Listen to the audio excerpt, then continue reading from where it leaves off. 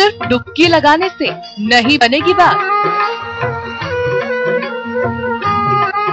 सिर्फ स्नान करने से नहीं मिलेगा पुण्य। सिर्फ पूजा से नहीं होगा कल्याण। करने होंगे 5 विधि विधान। 5 विधान बनाएंगे बिगड़ी बात। मिलेगा हर इच्छा पूरी होने का वरदान। लग जाएगा महाकुंभ में बेड़ा पार।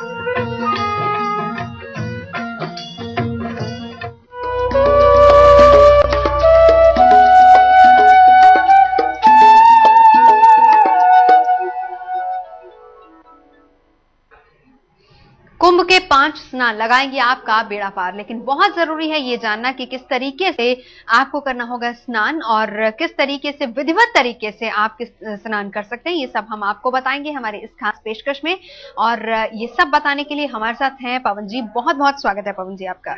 राम राम, धन्यवाद धन्यवाद। वैसे तो हम अपने खास पेशकश में हर रोज आपको महाकुंभ के बारे में हर दिन की जानकारी दे रहे हैं, लेकिन फिर भी पवन जी मैं चाहूंगी कि हमारे दर्शकों के लिए एक बार फिर से आप बताएं कौन कौन सी मुख्य तिथियां हैं स्नान की। जी हाँ, इसमें कुछ तिथियां बहुत महत्वपूर्ण हैं। यूं तो अनेक तिथियां हैं, लेकिन मैं कुछ बहुत महत्वपूर्ण तिथियां आपके साथ शेयर करना चाहता हूं, जिसमें स्नान करने से रोग शरीर से दूर होते हैं और उसके साथ साथ सौभाग्य प्राप्ति होती है, आध्यात्मिक उन्नति होती है। कुछ प्रमुख तिथियां हैं, जैसे 27 जनवरी है, 6 फरवरी है, 10 फरवरी है। 10 फरवरी बड़ी विशेष होती है, इसे माघी अमावस्या भी कहते हैं, मौनी अमावस्या भी कहते हैं। इसका स्नान जरूर करना चाहिए। इस दिन स्नान करने से पितृ ऋण से दूर होते हैं, मुक्त होते हैं, पितृदोष से शांति मिलती है। 15 फरवरी, इनफैक्ट 14 से ही प्रारंभ हो जाएगा। 14-15 फरवरी वसंत पंचमी है। फिर 17 फरवरी है रथ सप्तमी। इस दिन स्नान करने से रोग मुक्ति होती है। 25 फरवरी माघी पूर्णिमासी का स्नान बहुत महत्वपूर्ण है। इसके बाद 10 मार्च, ये स्नान तो सभी लोग करें तो बहुत अच्छा रहता है। कुंभ में नहीं भी है उसके बावजूद निश्चित विधि से यदि स्नान करते हैं तो बहुत ही ज्यादा लाभ ईश्वर देते हैं। बिल्कुल, एक तो होता है स्नान और एक होता है डुबकी। जी, बहुत से लोग इसमें फर्क नहीं समझ पाते हैं। तो महाकुंभ के दौरान जब स्नान करना होता है तो आप इसको किस तरीके से, क्या विधिवत तरीका इसका रहता है? जी हाँ, ये बहुत महत्वपूर्ण प्रश्न है। हम लोग सामान्यतः क्या करते हैं, जल में भागे भागे भागे और खटाखट खटाखट 3-4 डुबकी लगाई और चल दिए वहां से। वो डुबकी तो पूरी हो गई, लेकिन स्नान नहीं हुआ। कुंभ का स्नान पापों से मुक्ति दिलाता है, ये कहा जाता है, लेकिन यदि हम वो पूरा स्नान करें तो उसको बहुत ध्यान से समझ लीजिए। डुबकी और स्नान में काफी फर्क है। स्नान हठ योग का एक हिस्सा है। स्नान अनेक रोगों की मुक्ति दिलाने की प्रक्रिया है। सही प्रक्रिया से किया गया स्नान मन को शुद्ध करता है, पवित्र करता है, मन में ताजगी, उल्लास और स्फूर्ति भरता है। स्नान से पवित्रता आती है, तनाव जाता है, थकन और दर्द मिटता है, और सबसे महत्वपूर्ण चीज कि हमारी 5 इंद्रियां शक्ति प्राप्त करती हैं स्नान से। डुबकी से नहीं करते, वो तो बस आए और डुबकी लगाई और चले गए। इससे स्नान से आयु, बल, बुद्धि और तेज बढ़ता है, कांति आती है, त्वचा मजबूत होती है, अच्छी होती है, रक्त में शुद्धता आती है। स्नान पेट के लिए भी बहुत ज्यादा आवश्यक हो जाता है। स्नान के बाद मनुष्य की जठराग्नि प्रबल होती है। आप देखेंगे कि यदि आप 5-10 मिनट अच्छे से स्नान करते हैं, गंगा जी में खड़े होते हैं, कटी स्नान करते हैं, तो भूख बड़ी तेजी से लगती है, क्योंकि जठराग्नि प्रबल होती है। आपका भोजन पचता भी बड़ी आसानी से है। ये सारे प्रकल्प जो समाहित किए गए हैं भिन्न भिन्न पर्वों में, इसके पीछे एक ठोस वैज्ञानिक कारण है। स्नान के बाद की गई पूजा एकदम ईश्वर की शरण में ले जाती है, क्योंकि आपकी 5 इंद्रियां शक्ति प्राप्त करती हैं, लिहाजा आपका ध्यान बहुत तेजी से लगता है। बिल्कुल, चलिए ध्यान की ओर ले जाती है। स्नान के बाद ईश्वर से, हम ईश्वर के काफी करीब लाती है हमारी की हुई पूजा। तो बहुत जरूरी है जानना कि स्नान की विधि क्या होनी चाहिए। जी हाँ, ये जानना बहुत जरूरी है। सबसे पहले क्या है, घाट पर आप आराम से पहुंच जाइए और संकल्प करना है कि मुझे पवित्र स्नान करना है। सर्दी, गर्मी, बरसात, उसका एकदम महत्वहीन हो जाती हैं ये सारी चीजें। बस मन में कि मुझे स्नान करना है। फिर अपनी सूर्य नाड़ी आप जागृत कीजिए और फिर चंद्र नाड़ी आप जागृत कीजिए, फिर सम नाड़ी जागृत करेंगे। कैसे होगी सूर्य नाड़ी?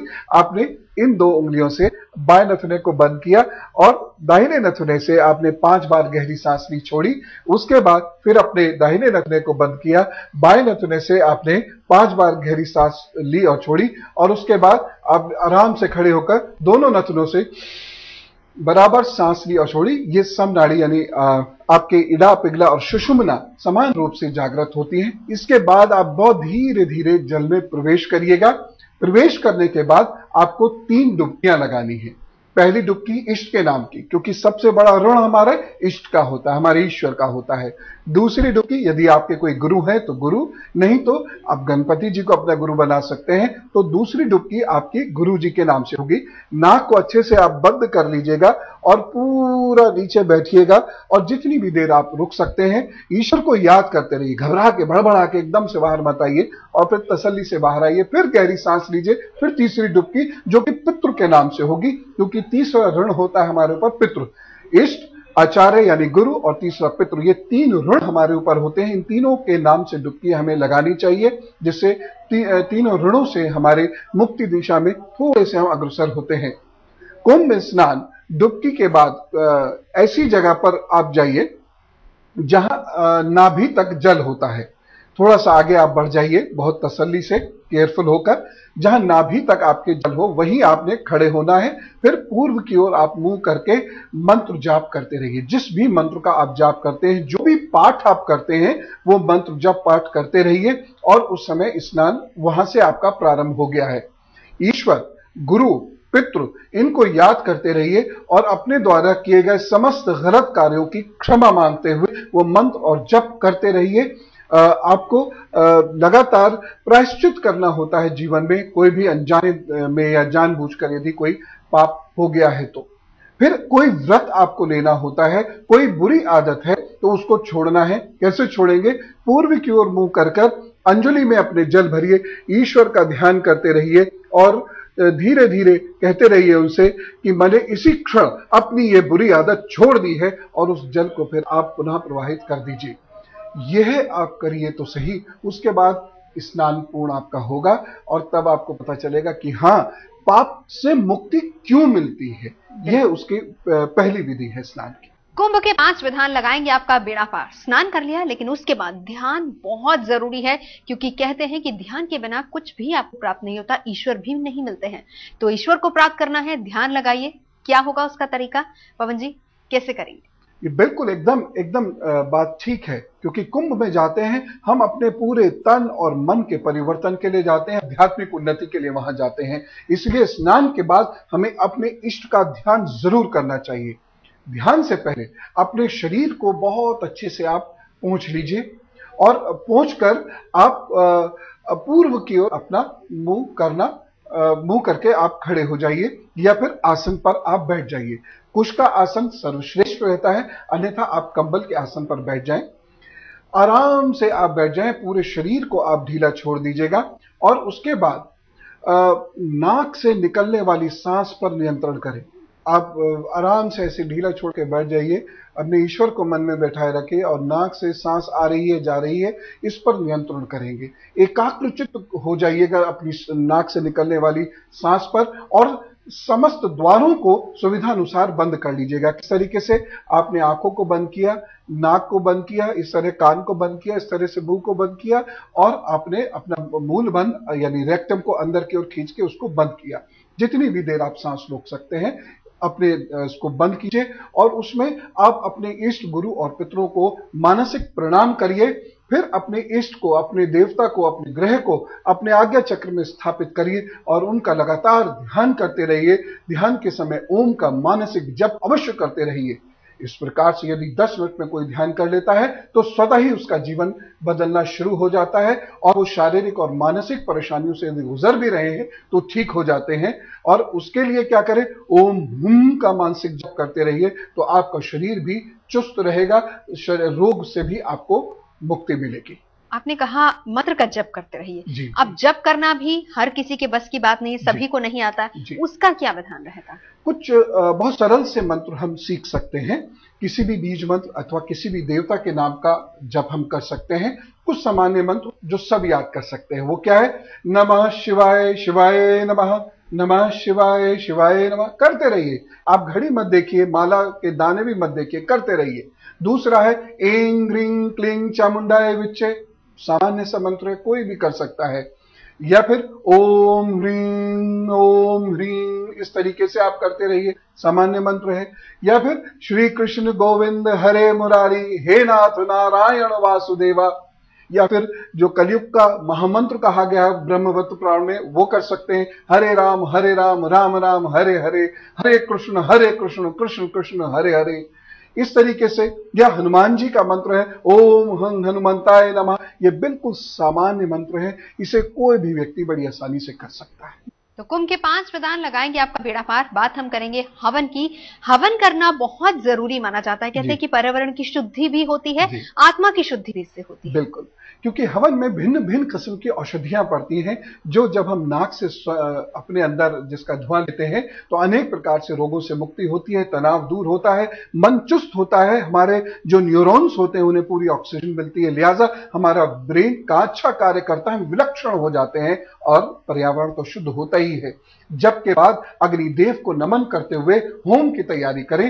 होम की सामग्री में जौ, चीनी, घी, वो भी गौ घी, गोदरज जिसे कहते हैं, और तिलों का प्रयोग इस समय में अवश्य करना चाहिए।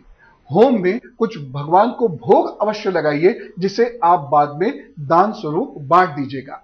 फिर अपने इष्ट के मंत्र का जप करते हुए सामग्री से यज्ञ करें। गायत्री का यज्ञ जो होता है, गायत्री के मंत्र से जो हम यज्ञ करते हैं, वो ऐसे में विशेष फलदायी होता है, सब प्रकार के सुखों की और कामनाओं की पूर्ति करता है। हवन के समय मुख पूर्व दिशा में रखें तो बहुत अच्छा रहता है, अन्यथा हवन तो हवन है, प्रभु का नाम किसी भी दिशा में आप ले सकते हैं। हवन के बाद दशांश आहुति आप जरूर दीजिएगा। आप इस विधि से रोजाना ये कार्य करके तो देखिए, और देखिए कि आपके और आपकी परिस्थितियों में कितना जबरदस्त परिवर्तन आता है। और पवन जी, महाकुंभ के दौरान दान का भी विशेष महत्व है। लोग जाते हैं और दान भी वहां पर करते हैं, इसका महत्व माना जाता है। बिल्कुल, दान के बिना तो पूजा ही पूर्ण नहीं हुई, दान के बिना तो ये महास्नान, पवित्र स्नान पूर्ण ही नहीं हुआ। इसलिए इस समय में दान जरूर देना है। दान में ध्यान रखिएगा, तिल, गुड़, गौधृत यानी गाय का घी, और यथाशक्ति धन, पुस्तकें, वस्त्र और मानसिक वस्त्रों में भी कुछ खास चीज है, यानी मानसिक शांति चाहिए तो सफेद वस्त्रों का दान करना चाहिए। मंगल कार्य रुक रहे हैं तो ईश्वर से प्रार्थना करें कि मंगल कार्य पूर्ण हो, उसके लिए आप लाल वस्त्र को दान में दें। यदि आपके ज्ञान में, पढ़ाई में किसी किस्म का अवरोध उत्पन्न हो रहा है तो उस अवरोध को दूर करने के लिए पीले वस्त्र का दान दें किसी विद्वान पुरुष को। और वाद विवाद और दुर्भाग्य यदि आपको घेर रहा है तो उसके लिए आप काले सफेद मिक्स वस्त्र का दान करें, चाहे जैसे चेक की शर्ट है, कंबल इत्यादि, इस चीज का दान करें। लेकिन दान बेहद आवश्यक है, दान के बिना आपका कोई भी अनुष्ठान अथवा स्नान पूर्ण नहीं होता। जी।